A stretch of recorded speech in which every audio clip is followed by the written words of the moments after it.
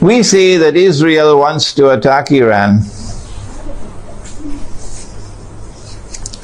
because Israel ultimately wants to rule the world. Because the Zionists want to rule the world. Because the Judeo-Christian Zionist European Alliance wants to deliver to the state of Israel the status of ruling state in the world. That's why we believe all these wars are taking place.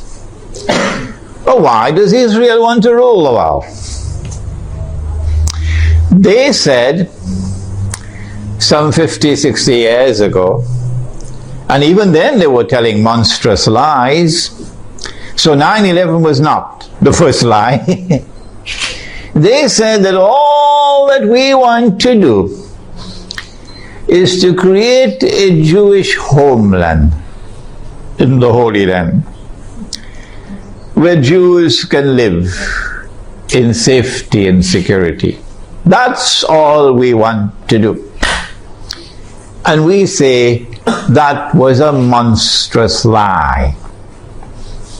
What you wanted to do was to establish a Zionist state in the Holy Land, which would seek to impersonate Holy Israel, the holy state of Israel, that was established by Nabi Dawood alayhi salam, the Prophet David, and Nabi Sulaiman alayhi salam, the Prophet Solomon, and that this Zionist state of Israel would one day rule the world.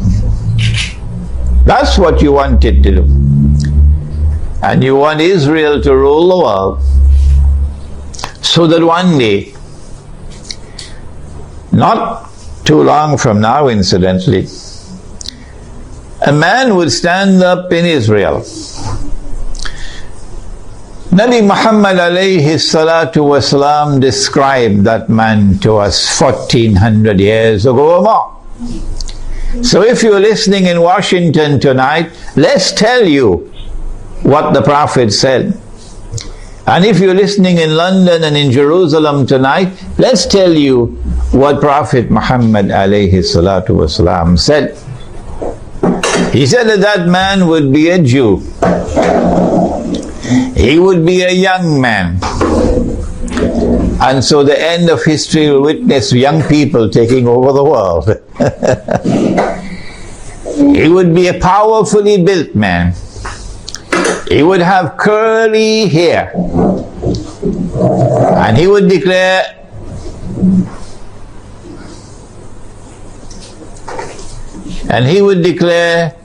I am the Messiah. But that would be a lie. The Messiah is the son of Mary. Sorry, more than that. He was the son of the Virgin Mary. There's only one virgin in the world who ever gave birth to a son and still remained a virgin. And that was Jesus, Nabi Isa alayhi salam. He is the Messiah. Muslims believe that. And most Christians believe that. I don't know whether the Zionist Christians also believe that. Somebody should ask them. He is the Messiah. And one day he's coming back, said Nabi Muhammad alayhi salatu wasalam. Whether Washington believes that or not is irrelevant. One day he's going to come back, said Nabi Muhammad alayhi salatu wasalam. And when he comes back, he's going to rule the world from Jerusalem. That is in the hadith, because he would be Hakimul Adil, a ruler who will rule on the basis of justice. Those who today rule the world do so with injustice. That's why they want this Israel to rule the world. Because that man who says, I am the Messiah, would not be the son of the Virgin Mary. No, said Nabi Muhammad alayhi salatu wasalam, he would be al-Masih al-Dajjal, the false Messiah, the Antichrist. Every Muslim knows about him. Most Christians know about him. I don't know about the Zionist Christians. And so lots of people know this subject. And that moment when that man is going to rule the world from Jerusalem appears to me to be around the corner. Maybe 20 years, maybe 30 years. And so this is why they want to attack Iran.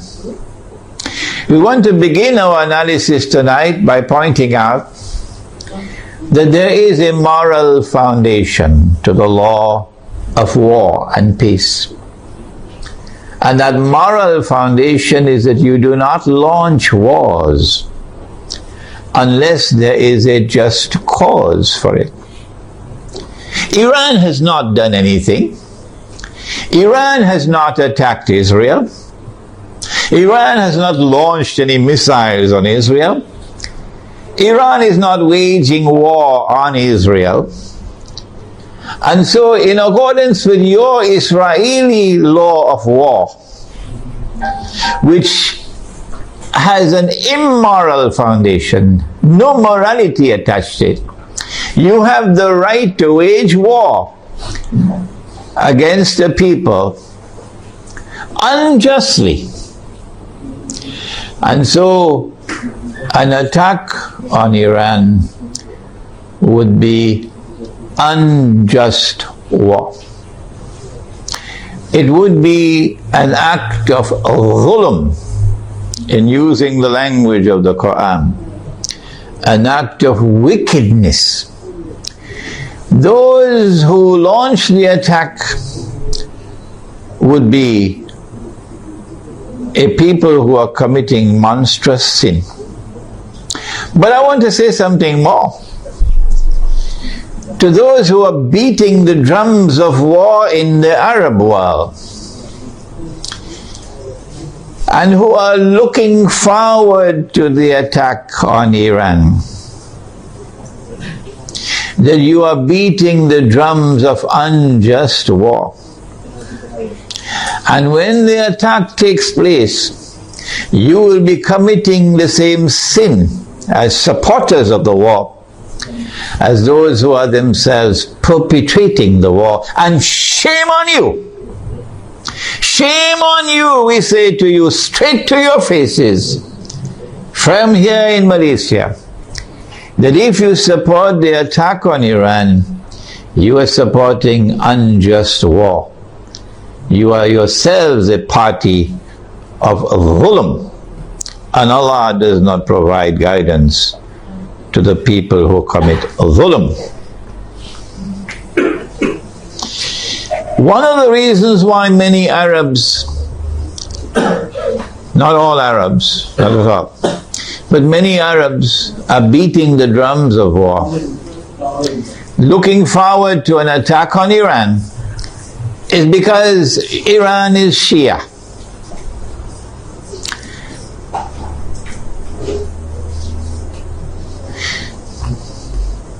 They hold the view that Shia are kuffar, and hence it is permissible to launch war on the kuffar, the disbelievers.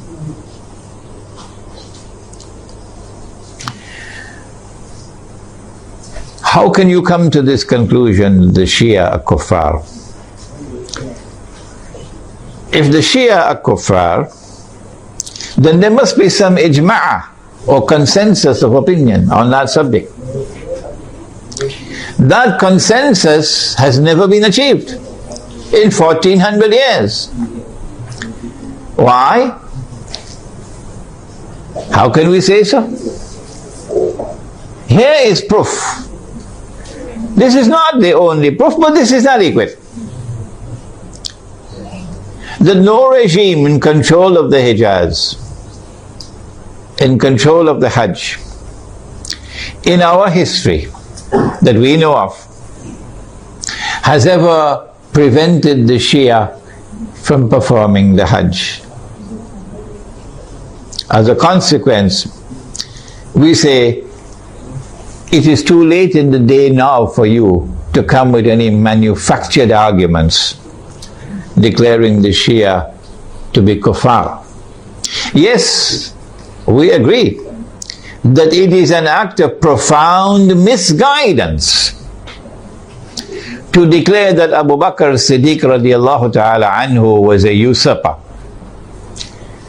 and that Umar Farooq radiallahu ta'ala anhu was a usurper, and that Uthman Ghani radiallahu ta'ala anhu was a usurper. Three of the foremost companions of the Prophet alayhi salatu wasalam. It's a massive vote of no confidence in the Prophet himself alayhi salatu wasalam. And we say of those who insist that these three companions of the Prophet alayhi salatu wasalam were usurpers, we say you are profoundly misguided. But we never say that you are not Muslims. You still are our Muslim brothers. And so the argument that the Shia are kuffar and hence it is permissible to launch war on them is invalid. But secondly, does the religion of Islam say it is permissible to wage war on kuffar? Where did you learn your Islam from? Mars or Venus or Jupiter? Huh? This is the religion of Islam. Truth is from your Lord. فَمَنْ شَاءَ فَلْيُؤْمِنْ وَمَنْ شَاءَ فَلْيَكْفُرْ. Whosoever wishes is free to accept, and whosoever wishes is free to reject kufr. La ikraha fid din, says the Quran. There is no compulsion in matters of religion. And so you are not permitted in Islam to wage war against any people because they are kuffar. No. There is a version of Islam today which has emerged in the world, which seems to have originated in Saudi Arabia with Sheikh Muhammad Abdul Wahhab. It used to be called Wahhabi, it's now called Salafi, and I have students of mine who are Salafi, and they are my students, which can best be described as a Protestant version of Islam. Protestantism in the modern world is a conception of religion which reduces religion to texts, and which interprets texts literally. As a consequence, Protestant Islam is incapable of distinguishing between appearance and reality, particularly when they differ with each other. But let's leave that fairly technical subject for a while. It is Protestant Islam today which is beating the drums against the Shia. Muslims who are Sunni and Muslims who are Shia have lived together for 1400 years, peacefully, amicably, without any boxing gloves, fighting with each other, without any bloodletting. And it is strange that at a time when the Zionists are about to move to their final stage of the mission, there should come this strange drum beating from that version of Islam with great hostility to the Shia and paving the way for promoting war against the Shia. They call it a jihad against the Shia. They would like to force the Shia to abandon their Shia beliefs and to become Sunni. Do you do it by warfare? Actually, although they themselves may not understand it, the drum beating against the Shia, and the attack which is about to be launched on Iran is located in a larger framework in which those who are waging war on Islam are seeking to do something that will function as a catalyst for creating Sunni Shia civil war in the world of Islam.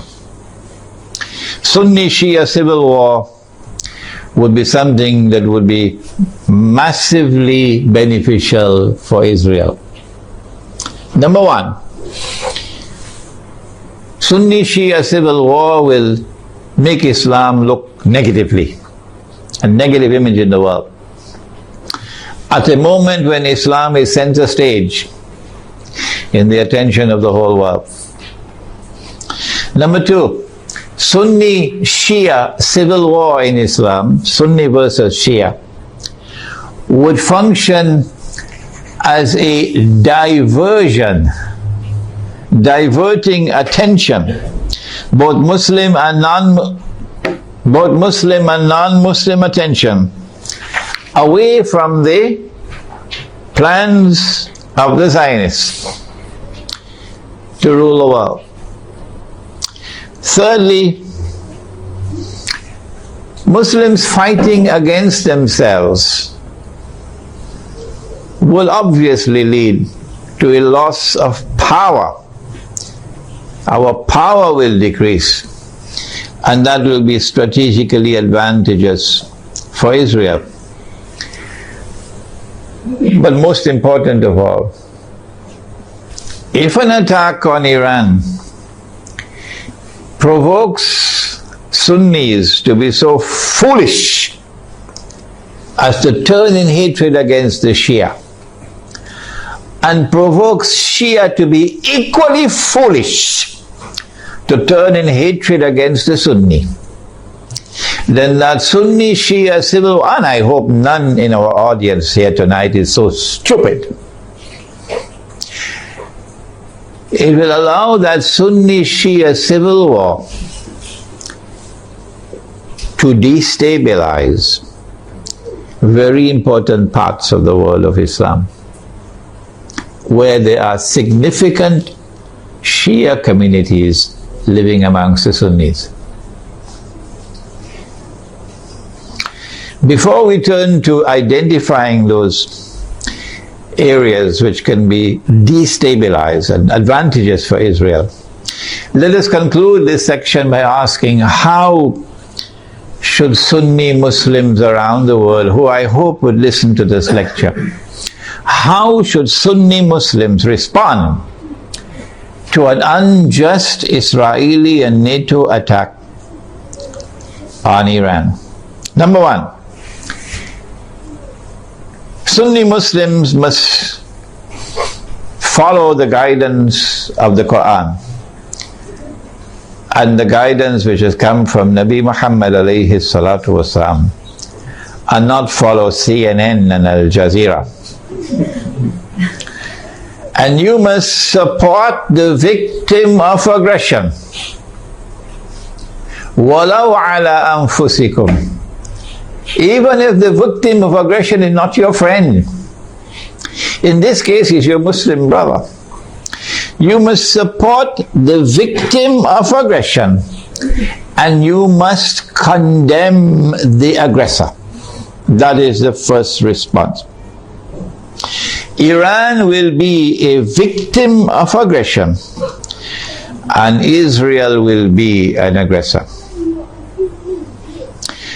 How should Pakistan respond if Israel attacks Iran? And I hope the Pakistani people are listening. How should Egypt respond if Israel attacks Iran? Pakistani Muslims and Egyptian Muslims must ensure that they, the people, don't wait on the governments And don't wait on the armed forces. The people must respond by showing massive popular support for Iran as a victim of aggression, and must clearly condemn not only those who wage war on Iran, but also those who support those who are waging war on Iran, with particular reference to the government of Saudi Arabia. Number two, so we have dealt briefly with the Sunni Shia civil war problem. War on Iran, and my gosh, look how much time has gone. War on Iran obviously is going to impact on the world economy. Number one, on the price of oil. Not only because Iran is a major supplier of oil, but also because Iran is located in that basin that the Iranians call the Persian Gulf and the Arabs call the Arab Gulf, and they're still fighting over the words. This is the oil basin, and the river Euphrates enters into this basin. And Nabi Muhammad alayhi salatu wasalam told us 1400 years ago that the river Euphrates will uncover a mountain of gold. I suggest that you don't wait for the metal. I want to suggest to you that this is not a text to be understood literally. Protestant Islam is going to wait for a mountain of the metal.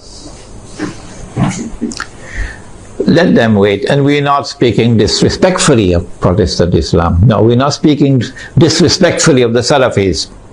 Let me repeat it. I am not speaking disrespectfully of the Salafis, and I'm not speaking disrespectfully of their methodology or for literal interpretation of the text. All I'm saying is let them wait for the mountain of the metal. We interpret the text differently. And we say that mountain of gold is already here. And it's black gold. And it's oil. And the Prophet prophesied that they're going to fight over it. And in the end, 99 out of every 100 are going to be killed. Conventional wars don't kill 99 out of every 100. Conventional wars do not kill 99% of all combatants. This has to be nuclear war to kill 99% of all combatants. Okay? So the Persian Gulf or the Arab Gulf is waiting for nuclear attacks. The price of oil is going to shoot up because Iran can also block the Straits of Hormuz. Yes, in our Iranian territory on this side and Oman on that side. It's not difficult for Iran to block the Straits of Hormuz and disrupt the passage of oil tankers. So we can anticipate fairly confidently that the price of oil is going to escalate dramatically once the attack takes place. And the American government knows that. And that's why the American government does not want Iran to be attacked. Because the American government knows, and the Federal Reserve knows, and the bankers also know that the US dollar is going to collapse. It will not survive an Israeli attack on Iran with the price of oil shooting up through the roof. And if the US dollar collapses, of course, they're going to have to demonetize the US dollar. It will no longer be legal tender. They have to have something in place. They probably already have something to replace it, but at a fraction of its previous value. The American economy is going to collapse. Large numbers of white Americans are going to lose their wealth. And many of them are going to be listening to this lecture. There's going to be chaos in the United States when the economy collapses. There can be riots in the United States, and they're already anticipating that. And so an attack on Iran would lead to economic, financial, and monetary consequences that will be disastrous for the US economy. Israel wants to become the new ruling state in the world. And for that you have to go to my book. Would someone kindly give me a copy of Jerusalem in the Quran? You have to go to my book, Jerusalem in the Quran, for the Islamic eschatology. The Dajjal, when he's released on earth, will live for 40 days. The Prophet said, one day like a year, one day like a month, one day like a week, and all the rest of his days like your days. We said a day like a year, and Britain became the ruling state in the world. And the world experienced what they call Pax Britannica. It wasn't Pax at all, it was only war. And then came a day like a month over here, and the United States of America replaced Britain as the next ruling state in the world. And Pax Britannica was replaced with Pax Americana. And the British sterling pound was replaced by the US dollar. And we said, this is our opinion, that a day like a year came to an end and was replaced by a day like a month. This is the first time in our history that this hadith was interpreted this way. And now we are saying that a day like a month is coming to an end, and a day like a week is commencing. And so there has to be a passage from the United States to a third ruling state. And 10 years ago when this book was published, we said the third ruling state is Israel. Israel wants to become the third ruling state. For Israel to become the third ruling state, the United States has to collapse. And so this is going to be the collapse of the economy. Not just the US economy, but more than that. With the dramatic rise in the price of oil, you're going to have a significant rise in the cost of living around the world. Transportation costs are going to escalate. Food prices are going to escalate. Energy prices will rise. And this is also going to affect the prices of manufactured goods. The poor of the world will sink as soon as Israel attacks Iran into greater poverty and in some cases destitution. In Yemen now, they can't afford to buy the cooking gas with which to cook. The middle class around the world will sink into poverty. And when there are so many poor, the majority of mankind in poverty, it's going to be easier. It's going to be easier to rule the world. With people who are too poor to organize themselves, to resist oppression and resist slavery. How should we respond to this impending economic collapse, financial and monetary collapse? How should we respond to the imminent rise of the cost of living around the world? How should we respond? My opinion, and I'd love to hear your opinion before we end tonight. My opinion is to go to that hadith of the Prophet sallallahu ta'ala alayhi wa sallam. He said about Akhirul Zaman, He said, if you have land, hold on to your land. You're familiar with that, aren't you? And he said, if you have animals, hold on to your animals. And then a man asks, O Messenger of Allah, what about if we have neither land nor animals?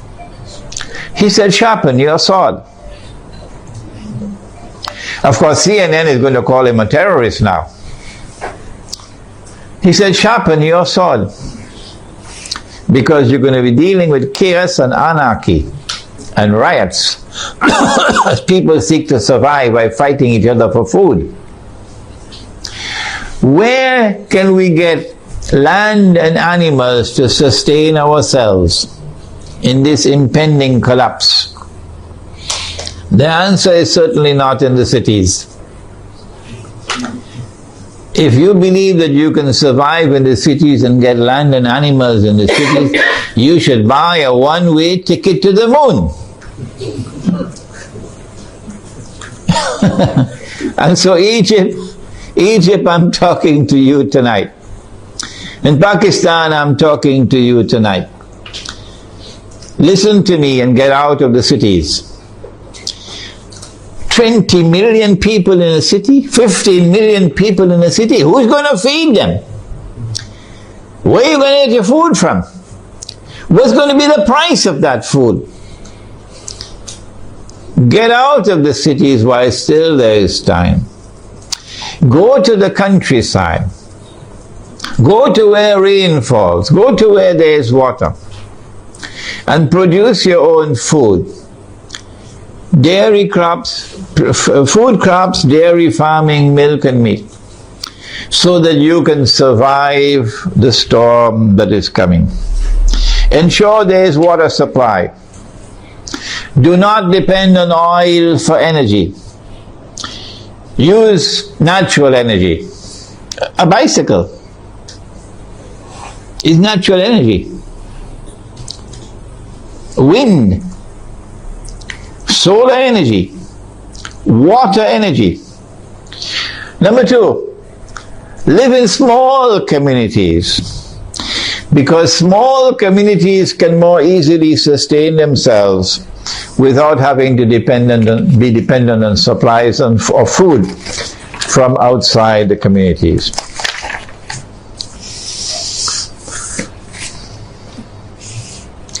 We now return to Pakistan.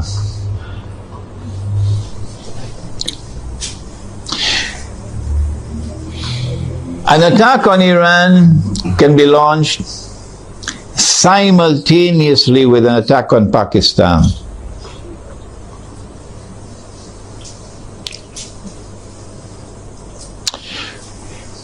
The purpose would be to eliminate Pakistan from the nuclear club. But we've been saying this for 10 years now.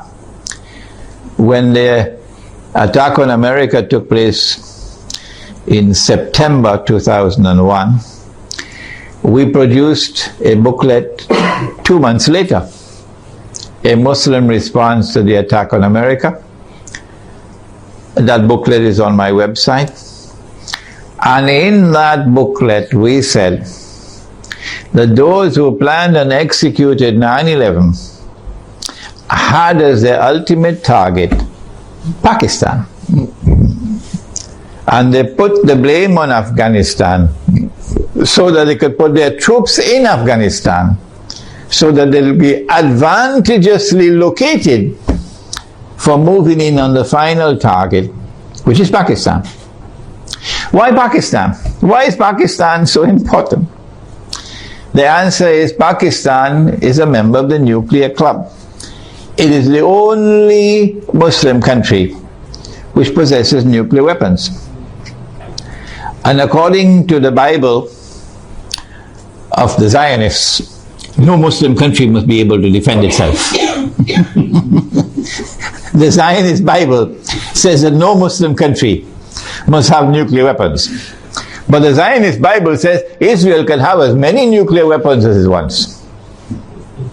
And Israel should be able to also use its nuclear weapons according to their moral law. And because Pakistan has nuclear weapons, Pakistan has to be denuclearized.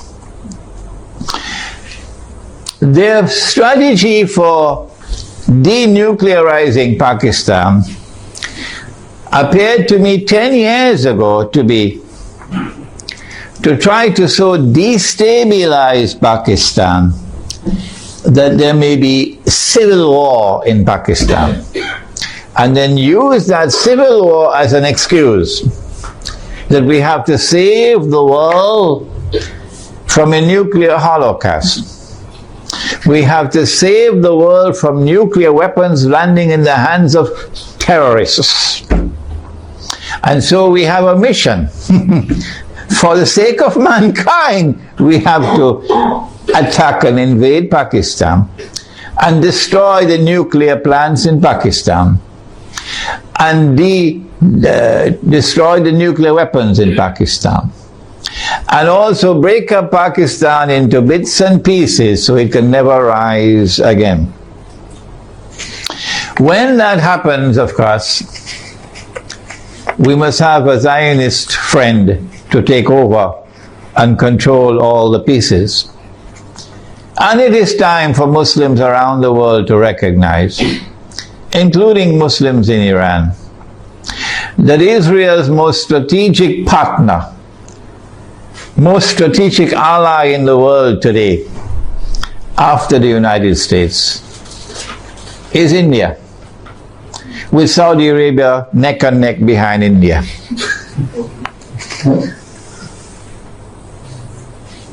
And so, not only must India be involved in the attack,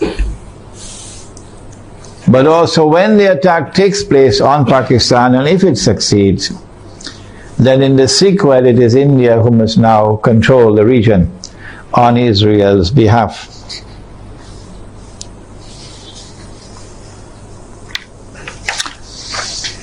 An attack on Pakistan, a successful attack on Pakistan, and the denuclearization of Pakistan and the breakup of Pakistan into bits and pieces will impact upon Muslims in the whole of that subcontinent in such a way as to bring about a state of demoralization and despair,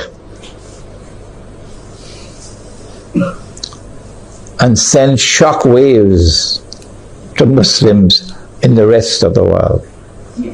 That one of the largest Muslim communities around the world, in India, Pakistan and Bangladesh, have now come under the foot of Hindu India.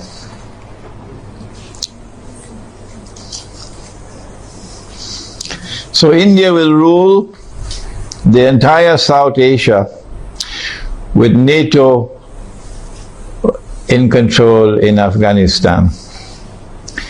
What should Pakistan do at a time like this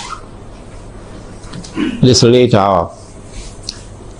Perhaps it's already too late for Pakistan to do anything, because those who have controlled Pakistan politically and those who have been in control of the Pakistan armed forces have distinguished themselves with their stupidity.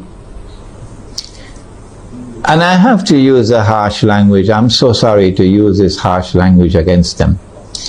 Their awesome and monstrous stupidity these last 10 years since 9/11 in supporting war on terror, which is a euphemism for war on Islam,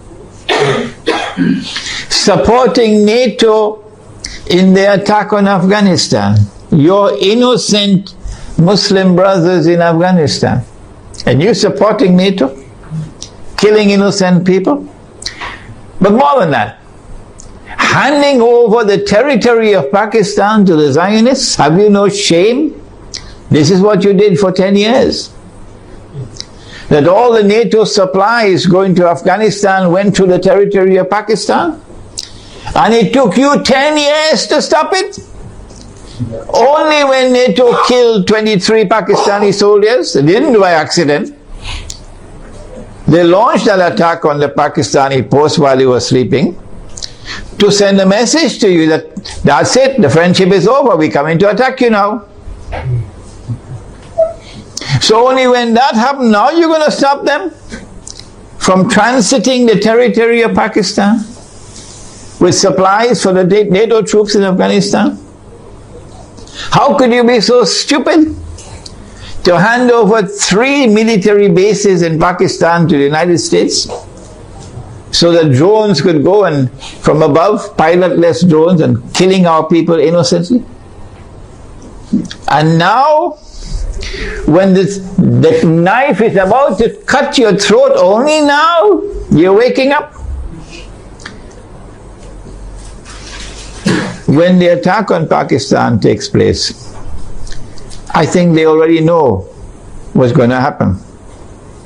So all of these Pakistani Zionists, I call them Zionists, probably already have their suitcases packed. Like they did it in Saigon. And they'll all be flying to Miami and to Los Angeles and to New York to spend the rest of their miserable lives. These traitors. But I'm not talking about them tonight. I'm talking about the Pakistani people, as poor as they may be. In their poverty, they still love Islam. And they hate the government of the United States, which has been committing aggression and oppression with deception after deception. Feelings in Pakistan have reached fever pitch. They know in Pakistan the attack is coming. My advice tonight to them, if it is not too late, I don't know, what can you do?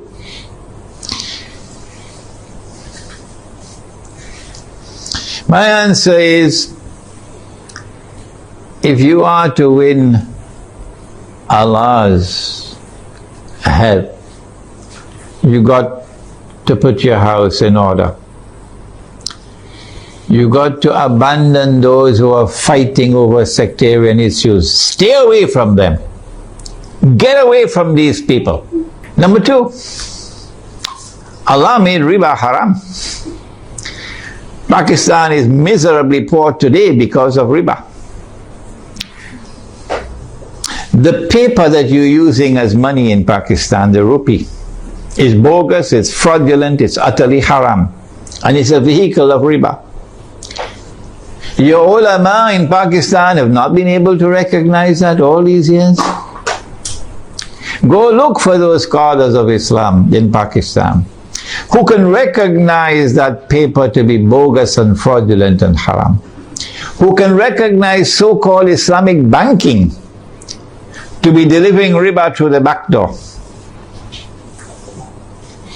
who can recognize that membership in the United Nations organization and submission to the Charter of the UN is a recipe to slavery, who can recognize that membership in the International Monetary Fund, which prohibits the use of gold as money, is a recipe for slavery.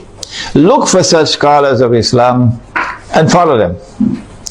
And also for the people of Pakistan, get out of the cities, go to the countryside, and seek to produce your own food to sustain yourselves in the tomorrow that is coming that's going to be horrible. Let us now turn to implications for the United States of America. As soon as Israel attacks Iran, and my opinion is that Israel is not going to attempt to deliver a knockout blow.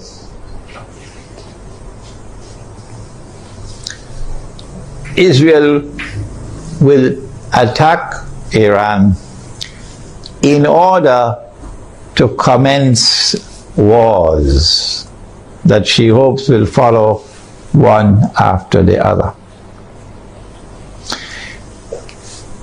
As soon as Israel attacks Iran, The first implication is that Iran is going to attack Iraq. And Iran is strategically poised, advantageously poised, to attack the United States in Iraq. As soon as Iran is attacked, Shias around the world are going to respond with solidarity with Iran. And that includes the majority population of Iraq, which is Shia. What about the Sunni in Iraq? The Sunnis are waging a war against the United States. They want to get the United States out of Iraq. And if Iran attacks Iraq, the Sunnis are going to also intensify their attacks on the United States. And so the United States is going to be in a no-win situation in Iraq.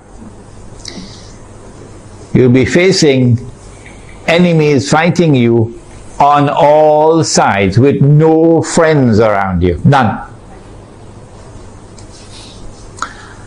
I don't think, and I hope and pray, I don't think that NATO will succeed in getting the Turkish government to act so stupidly to attack Iran. I don't think it's going to happen. No. And let us pray that the Turkish government is not ruled by fools. And so NATO and the United States in particular are going to be faced with war in Iraq that they cannot win. And they can lose. They can lose. And this is what Israel wants. This is what Israel wants. But there's another battlefront I want to turn to now. And this is where we need our military analysts. I wish we had some here tonight. That Iran is also likely to attack Bahrain. And it should not be difficult for Iran to take Bahrain. Bahrain cannot stand up to an attack from Iran. Bahrain is just across the water from Iran. I am suggesting to you that Iran is going to attack and take Bahrain. And if and when Iran attacks and takes Bahrain,